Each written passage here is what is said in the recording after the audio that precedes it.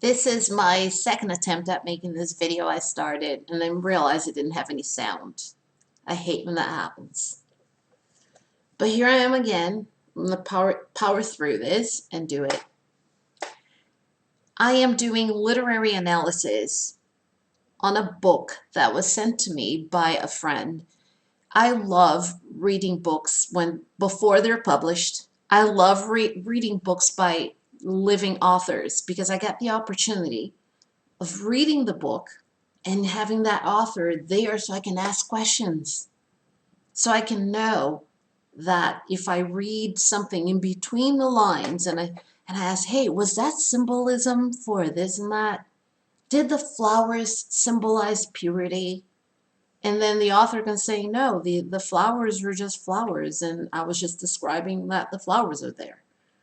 And sometimes as a literature teacher, it is really easy to say that we understood something in a way that perhaps is not going to be perceived by anybody else and perhaps was not the intent of the author. And I don't like doing that. So whenever I do literary analysis, I like to keep things very straight to the point, and I only talk about what is there and about things that any other literature professor in the world would read and see the same way. So I'm talking about structure here. The book I Can't Find God is a book written in first-person narrative, which means an omniscient narrator, who is also a character in the story, is telling everything in first person. That person is not only the main character, but also the person telling the story. Oftentimes you will have narrative that is omniscient, which means that whoever's narrating the book knows everything that is in every character's mind, but is not a character in the story. It is an omniscient narrator who is removed from the story. In this case, he's telling the story. He's telling the story that he lived through.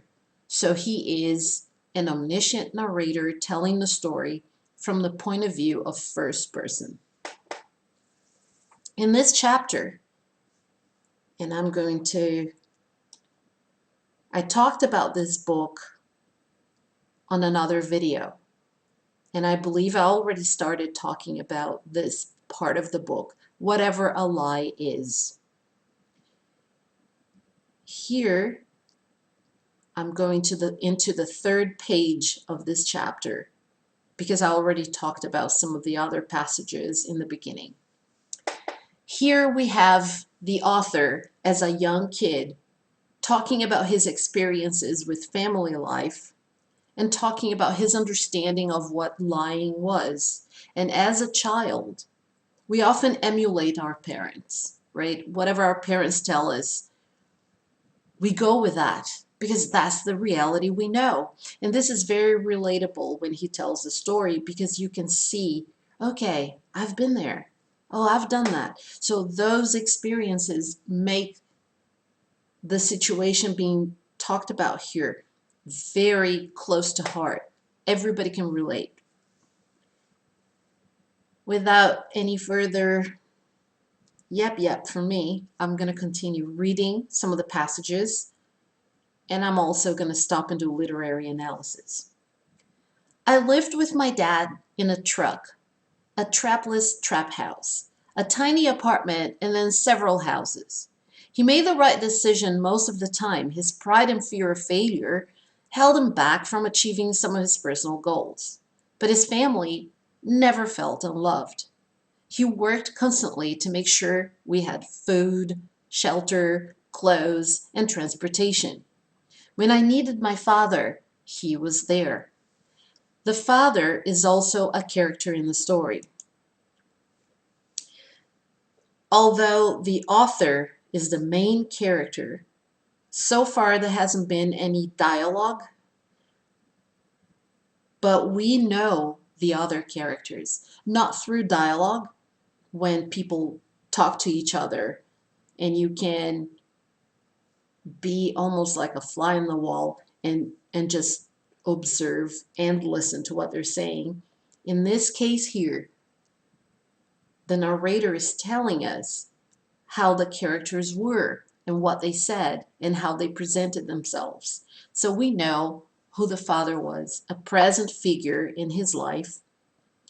And so far, I've only heard positive accounts of this father. He talks about not being a rich kid, but having everything that he needed to be happy. He felt loved.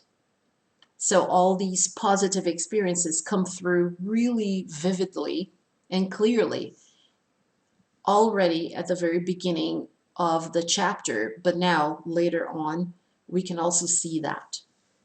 I started playing football because of my dad, and he was my biggest cheerleader throughout my football career.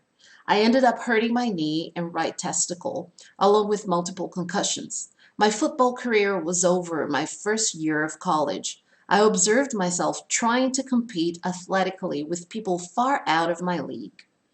The athletic freak shows who play college ball revealed my masculine facade for what it was, fake.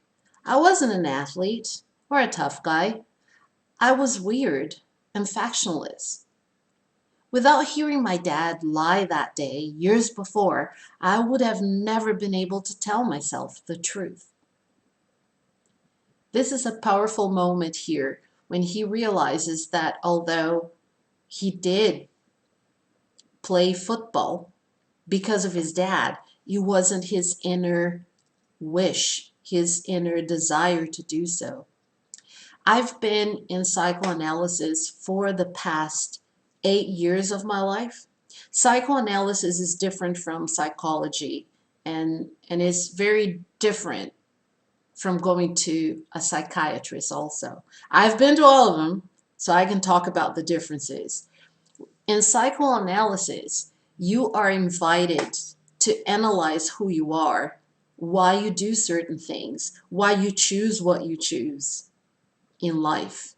And there is something that is a desire that you have as a human being, your inner desire. And there is also a different type of attitude when we do something to please someone else. It is the desire of the other. And here we have an example of that. He started playing football because of his dad, the desire of the other. So this character in the book is a main character as well, although in a supporting capacity, because of course the person who's telling the story is the most important one, is the protagonist. The protagonist is, of course, the author. Mr. Roseberry's telling his story. And his dad is a powerful figure in his life, is also one of the main characters, but not the protagonist.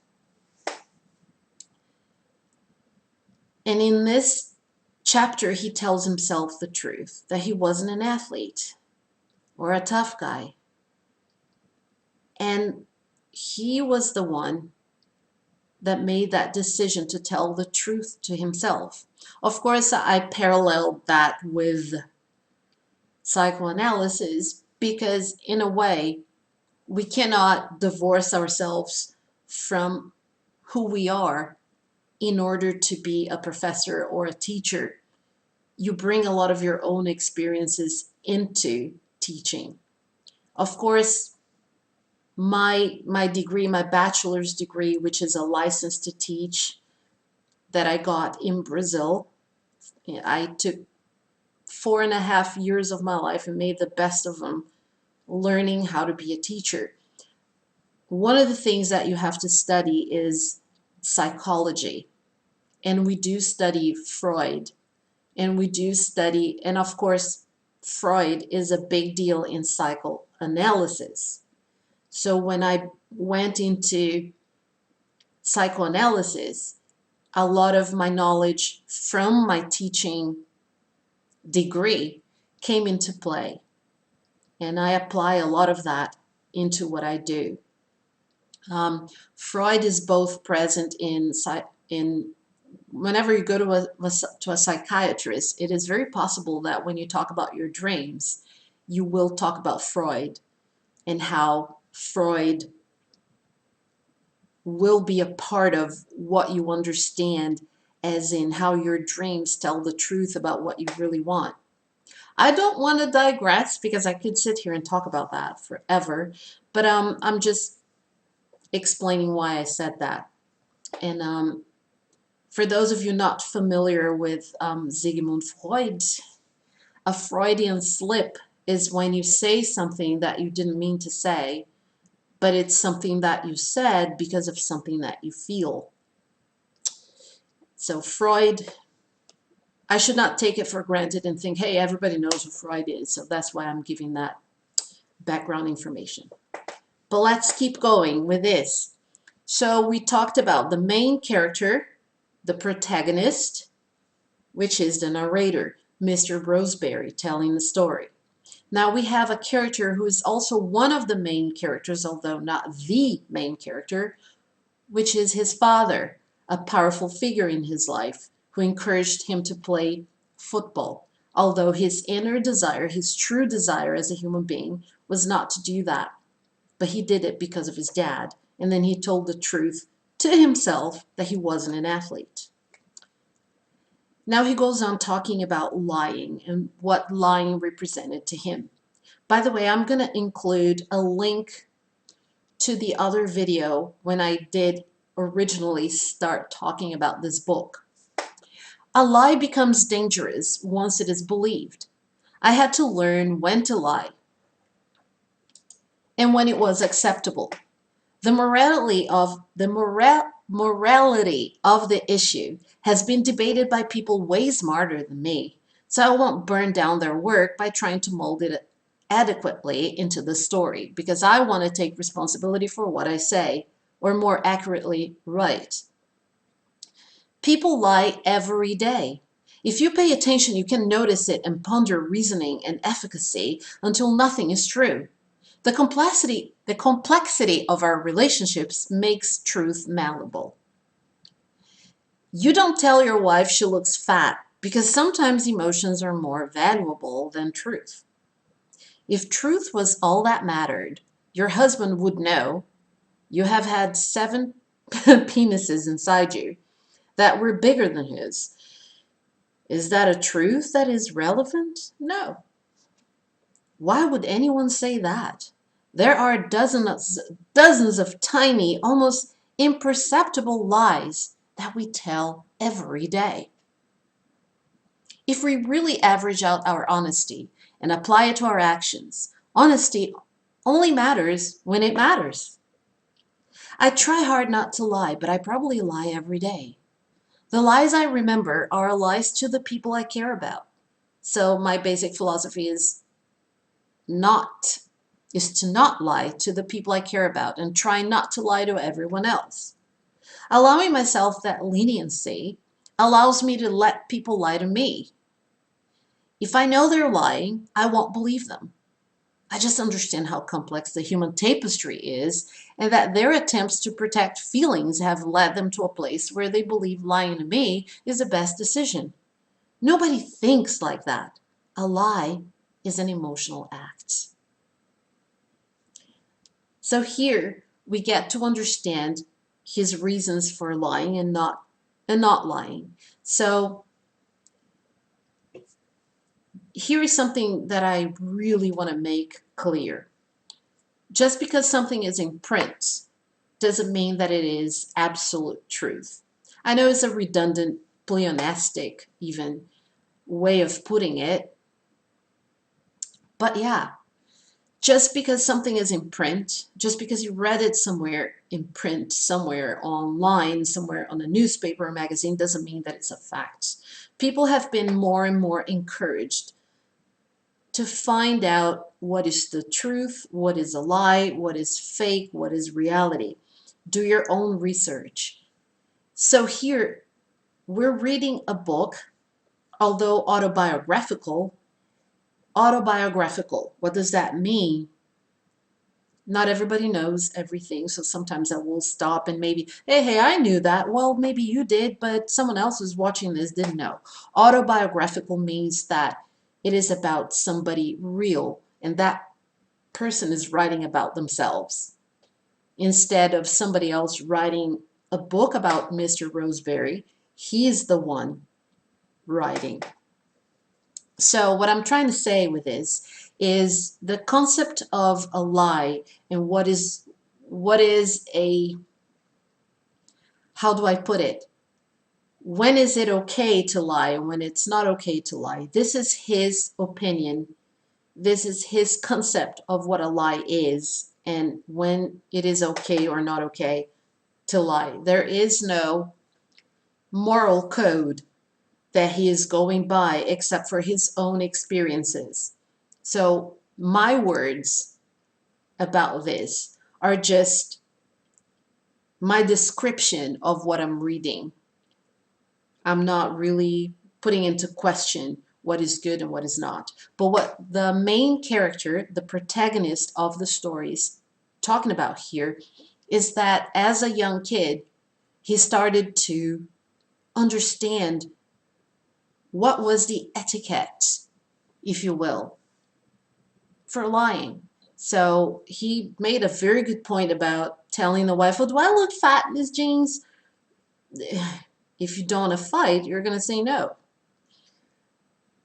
And then what is the point of lying about how many people you've been with, or who was better or who was not?